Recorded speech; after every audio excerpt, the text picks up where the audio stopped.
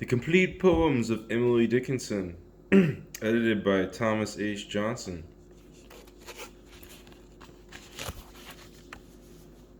Starting somewhere in the middle here. 551. Emily Dickinson wrote like 1,800 poems, and only like 16 were published in her life.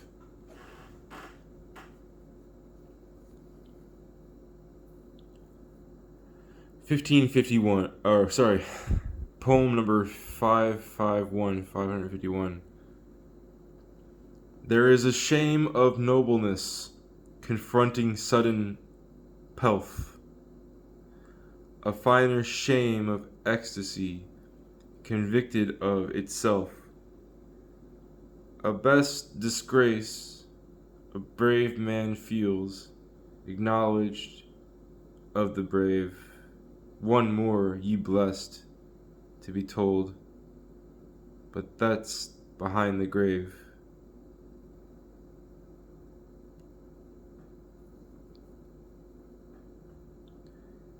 In ignorance, a sunset confer upon the eye of territory, color, circumference, decay, its amber revelation exhilarates, debase, omnipotence, inspection of our inferior face, and when the solemn features confirm in victory, we start as if detected in immortality.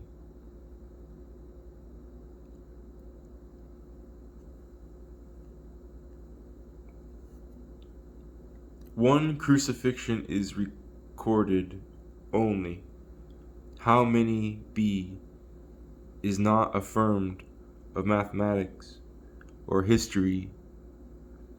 One Calvary exhibited to stranger, as many be as persons or peninsulas. Gethsemane is but a province in the being's center. Judea for journey or crusades achieving too near. Our Lord indeed made compound witness, and yet there's nearer crucifixion than that.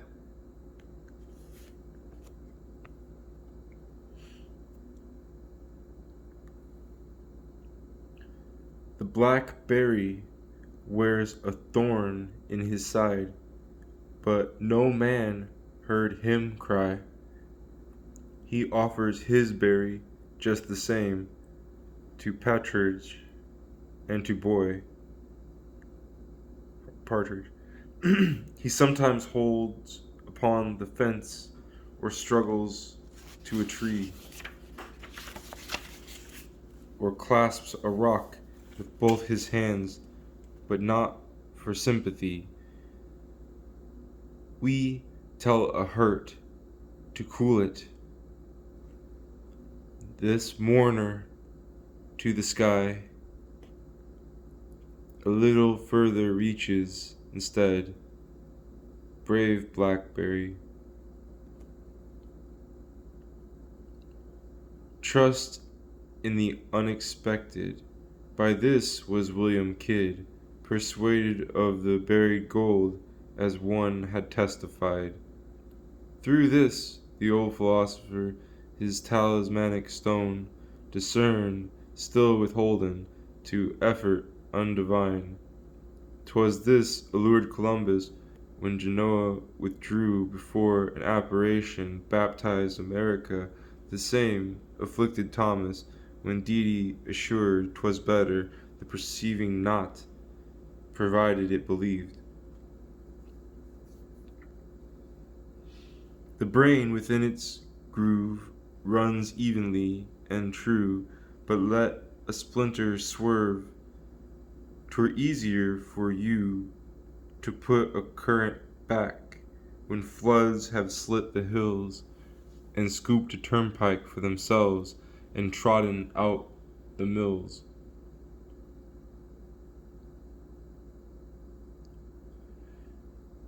She hideth her the last, and is the first to rise. Her night doth hardly recompense the closing of her eyes. She doth her purple work, and putteth her away in low apartments in the sod, as worthily as we.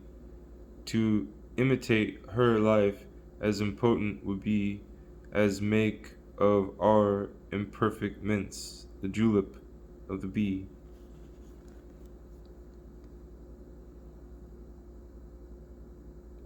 But little Carmine hath her face of emerald scant, her gown, her beauty, is the love she doth itself exhibit, mine.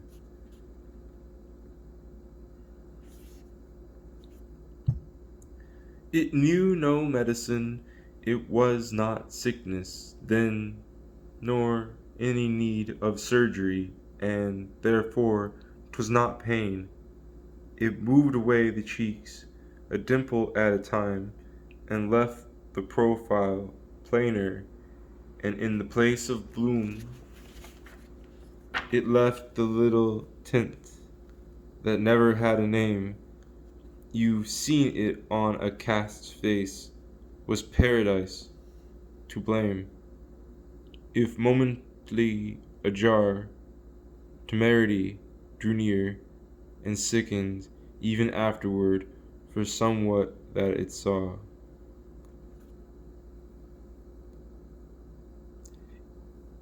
"560. It knew no lapse nor diminution, but large, serene, burned on until through dissolution it failed from men. I could not deem these planetary forces annulled, but suffered an exchange of territory or world. I measure every grief I meet with narrow, probing eyes. I wonder if it weighs like mine, or has an easier size. I wonder if they bore it long, or did it just begin. I could not tell the date of mine, it feels so old a pain. I wonder if it hurts to live, and if they have to try, and whether could they choose between, it would not be to die. I note that some gone patient long at length renew their smile, an imitation of a light that has so little oil.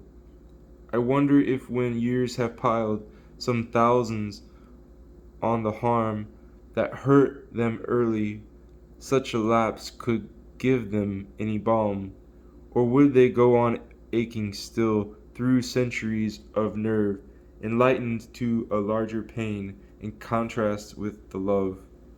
The grieved are many, I am told, there is the various cause. Death is but one, and comes but once, and only nails the eyes. There's grief of want, and grief of cold, a sort they call despair. There's banishment from native eyes, in sight of native air. And though I may not guess the kind correctly, yet to me a piercing comfort it affords in passing Calvary, to note the fashions of the cross and how they're mostly worn, still fascinated to presume that some are like my own.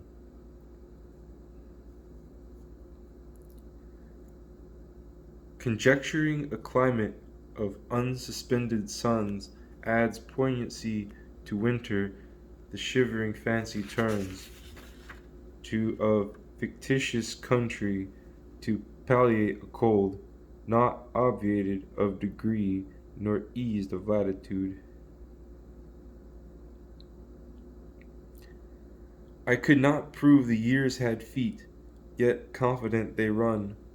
Am I from symptoms that are past and series that are done?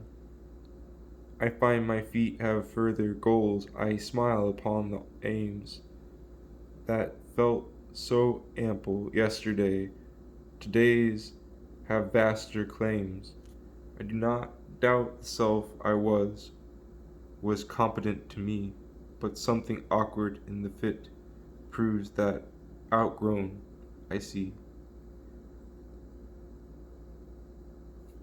My period had come for prayer.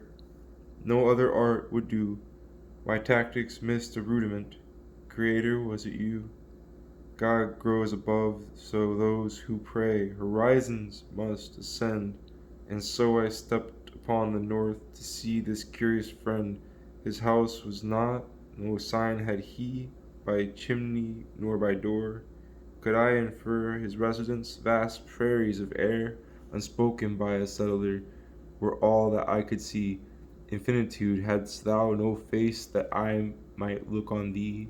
The silence condescended, creation stopped for me, but awed beyond my errand, I worshipped, did not pray. One anguish in a crowd, a minor thing, it sounds, and yet unto the single doe attempted of the hounds, his terror as consummate as legions of alarm, did leap full flanked upon the host, his units make the swarm, a small leech on the vitals, the silver in the lung, the sliver in the lung, the bung out of an artery are scarce accounted harms, yet mighty by relation to that repealless thing of being impotent to end when once it has begun.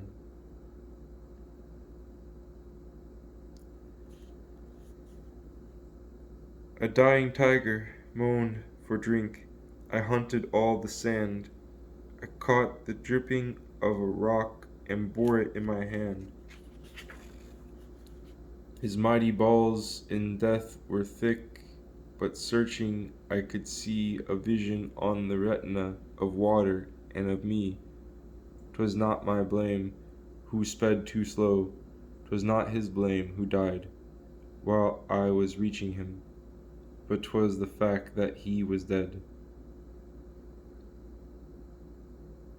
He gave away his life to us, gigantic sum, a trifle in his own esteem, but magnified by fame, until it burst the hearts that fancied they could hold. When swift it slapped its limit on, and on the heavens unrolled. 'Tis ours to wince and weep and wonder and decay.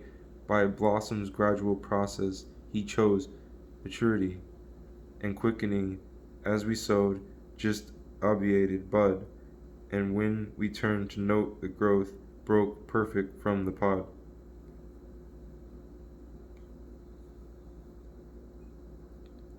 We learned the whole of love, the alphabet, the words, a chapter, then the mighty book, then revelation closed. But in each other's eyes an ignorance beheld, diviner than the childhood's, and each to each a child attempted to expound what neither understood. Alas, that wisdom is so large, and truth so manifold.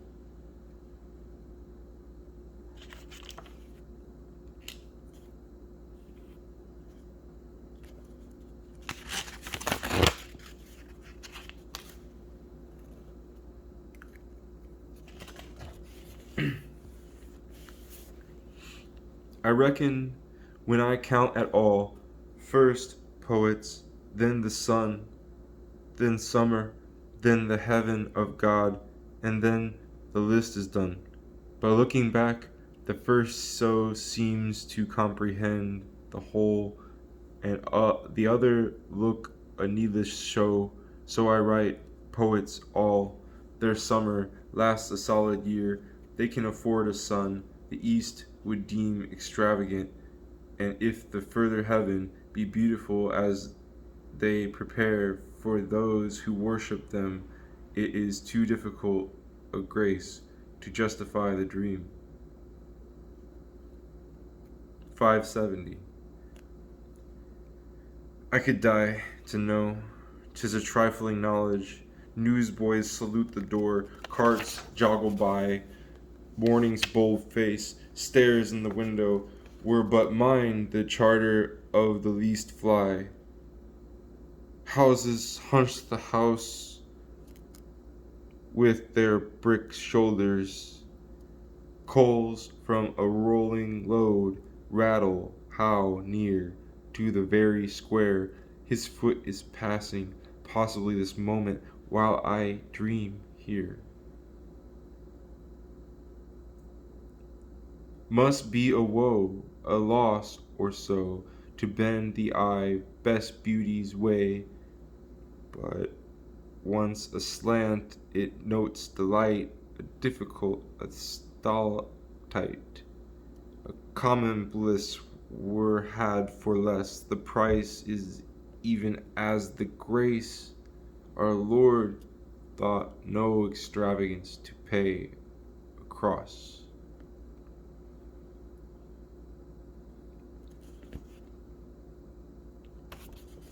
Delight becomes pictorial when viewed through pain, more fair, because impossible that any gain. The mountain at a given distance in amber lies, approached, the amber flits a little, and that's the skies. The test of love is death. Our Lord so loved, it saith, what largest lover hath, another doth. If smaller patience be through less infinity, if bravo sometimes swerve through fainter nerve, accept its most and overlook the dust, last, least, the cross, request.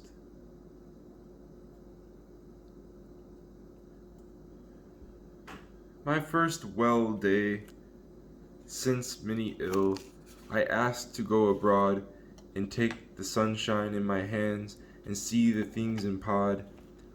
A blossom just when I went in to take my chance with pain, uncertain if myself or he should prove the strongest one. The summer deepened while we strove. She put some flowers away, and redder cheeked ones in their stead.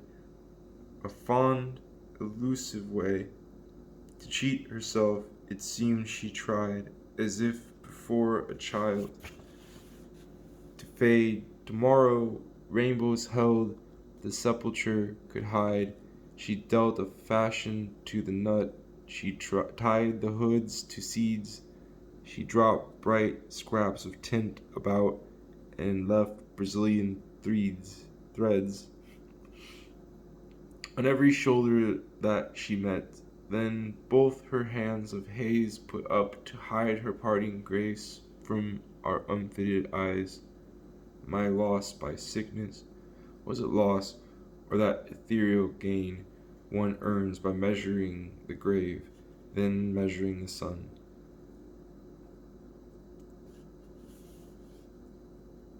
Heaven has different signs to me. Sometimes I think that noon is but a symbol of the place, and when again at dawn a mighty look runs round the world and settles in the hills, and awe, if it should be like that, upon the ignorance steals the orchard when the sun is on, the triumph of the birds when they together victory make, some carnivals of clouds, the rapture of a finished day, returning to the west, all these remind us of the place that men call paradise.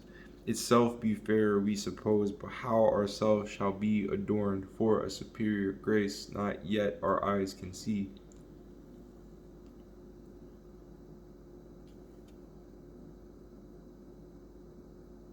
I prayed at first, a little girl, because they told me to, but stopped when qualified to guess how prayer would sound to me.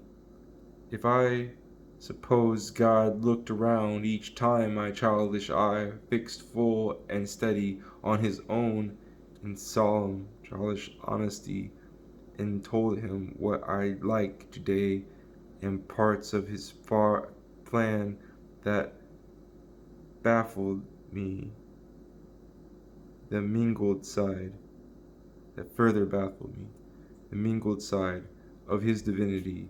And often since in danger I count the force 'twould be to have a God so strong as that to hold my light for me, till I could take the balance that tips so frequent, slips so easy. Now it takes me all the while to poise, and then it doesn't stay, isn't steady though.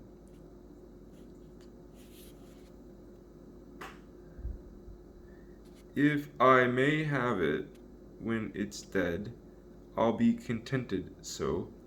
If just as soon as breath is out, it shall belong to me. Until they lock it in the grave, 'tis bliss I cannot weigh. For though they lock thee in the grave, myself can own the key.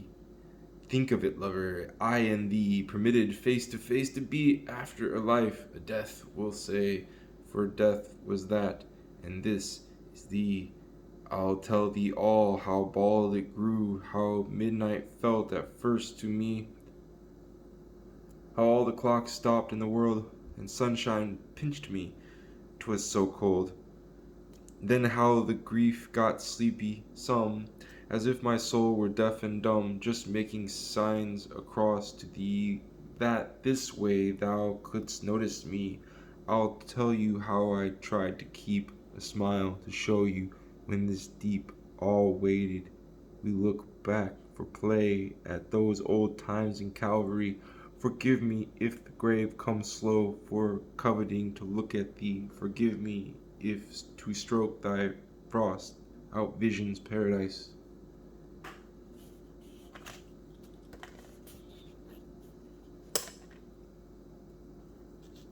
The body grows without the more convenient way than that if the spirit like to hide, its temple stands alway, ajar, secure, inviting. It never did betray the soul that asked its shelter in solemn honesty.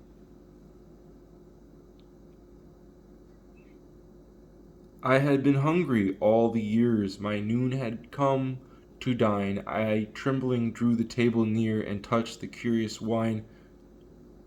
'Twas this on tables I had seen when turning hungry home. I looked in windows for the things I could not hope to earn. I did not, for mine, two translations. I did not know the ample bread, 'twas so unlike the crumb the birds and I had often shared in nature's dining room. The plenty hurt me, 'twas so new myself felt ill and odd as berry of a mountain bush transplanted to the road. Nor was I hungry, so I found that hunger was a way of creatures outside windows. The entering takes away. 580. I gave myself to him and took himself for pay. The solemn contract of a life was ratified this way. The wealth might disappoint, myself a poorer prove than this great purchaser suspect, the daily own of love. Depreciate the vision, but till the merchant buy, still fable in the isles of spice the subtle cargoes lie. At least 'tis mutual risk, some found it mutual gain, sweet debt of life each night to owe, insolvent every noon. I found the word 581.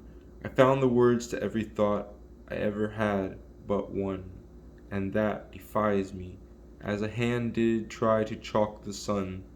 To races nurtured in the dark, how would your own begin? Can blaze be shown in cochineal, or noon in Mazarin?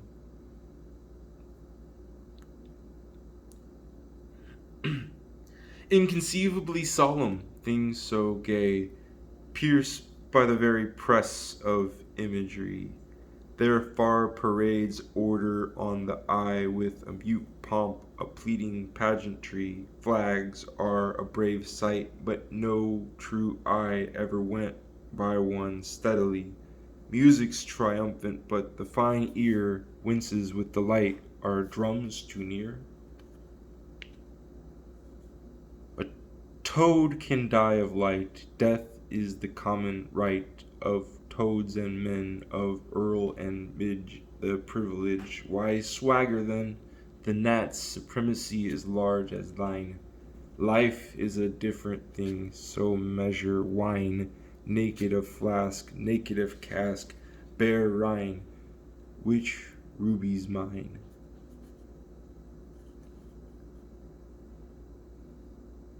It ceased to hurt me, though so slow I could not feel the anguish go, but only knew by looking back that something had benumbed the track, nor when it altered I could say, for I had worn it every day, as constant as the childish frock I hung upon the peg at night.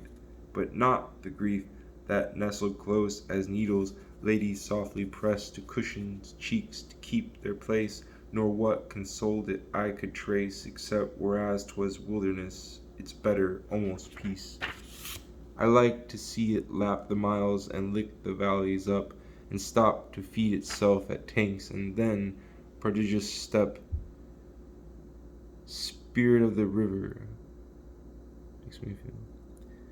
Round a pile of mountains and supercilious pier in shanties by the sides of roads, and then a quarry pray it to fit its ribs and crawl between, complaining all the while, in horrid hooting stanza, then chase itself downhill and neigh like Boanerges. Then, punctual as a star, stop docile and omnipotent as its own stable door. It's talking about a train, I think.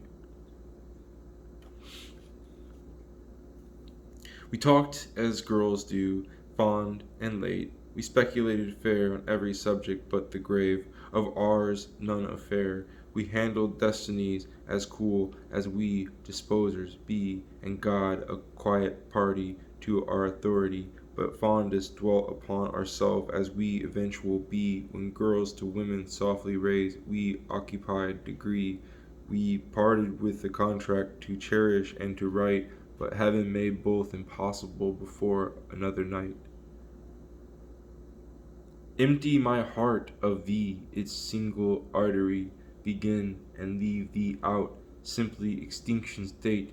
Much billow hath the sea, one Baltic they, subtract thyself and play, and not enough of me is left to put away. Myself meant thee. Erase the root no tree, thee then no me. The heavens stripped, eternity's vast pocket picked.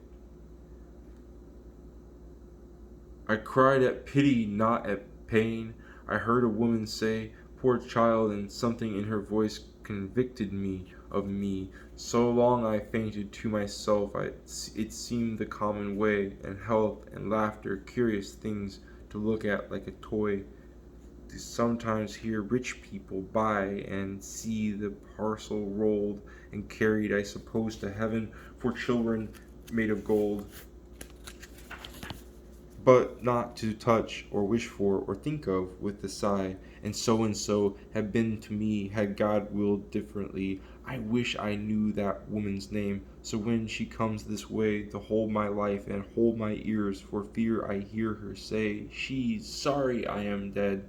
Again, just when the grave and I had sobbed ourselves almost to sleep, our only lullaby. The night was wide and furnished scant with but a single star that often as a cloud it met blew out itself for fear. The wind pursued the little bush and drove away the leaves. November left and clamped up and fretted in the eaves. No squirrel went abroad, a dog's belated feet like intermittent plush he heard down the empty street to feel it blinds be fast, and closer to the fire, her little rocking chair to draw and shiver for the poor, the housewife's gentle task. How pleasanter, said she, until the sofa opposite, the sleet than may know thee.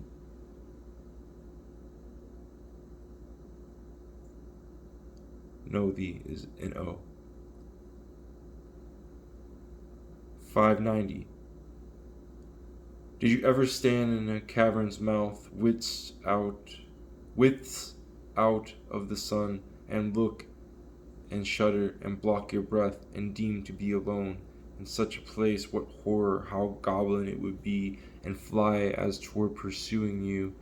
Then loneliness looks so.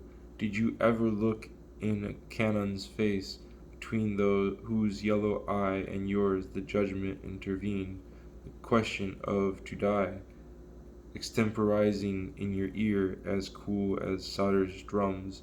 If you remember and were saved, it's liker so, it seems.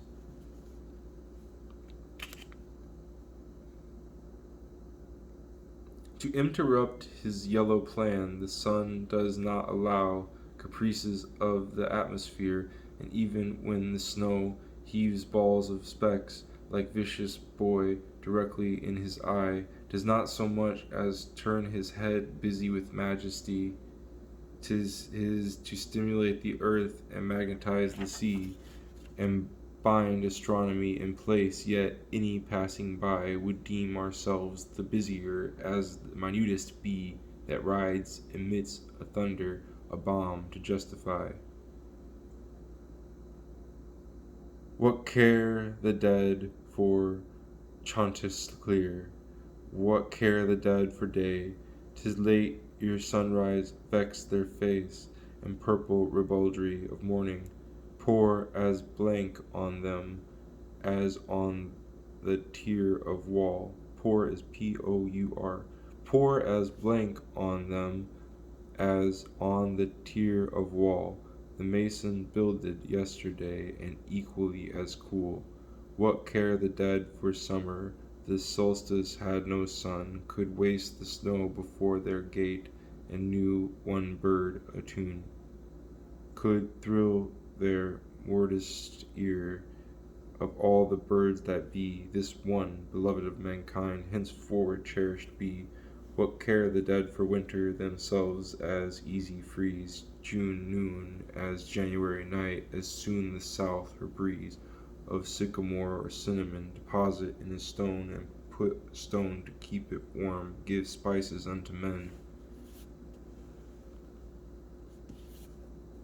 I think I was enchanted when first a sombre girl I read that foreign lady, the dark, felt beautiful, and whether it was noon at night, or only heaven at noon, for very lunacy of light I had not power to tell, the bees became as butterflies, the butterflies as swarms approached and spurned the narrow grass, and just the meanest tunes that nature murmured to herself to keep herself in cheer I took for giants practicing titanic opera.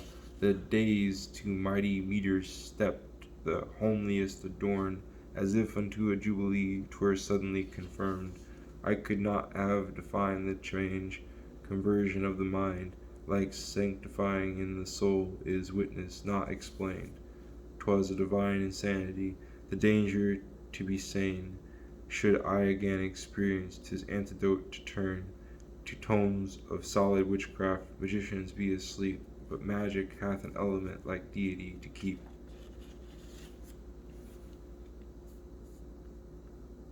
The battle fought between the soul and no man is the one of all the battles prevalent, by far the greater one. No news of it is had abroad. Its bodiless campaign establishes and terminates, invisible, unknown, nor history record it as legions of a night. The sunrise scatters, these endure, enact, and terminate.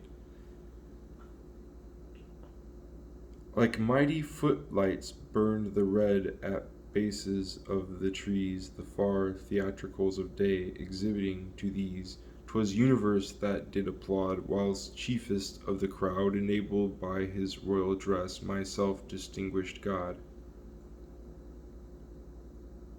When I was small, a woman died. Today, her only boy went up from the Potomac, his face all victory, to look at her. How slowly the seasons must have turned till bullets clipped an angle, and he passed quickly round. If pride shall be in paradise, ourself cannot decide. Of their imperial conduct no person testified. But proud in apparition that woman and her boy passed back and forth before my brain as even in the sky.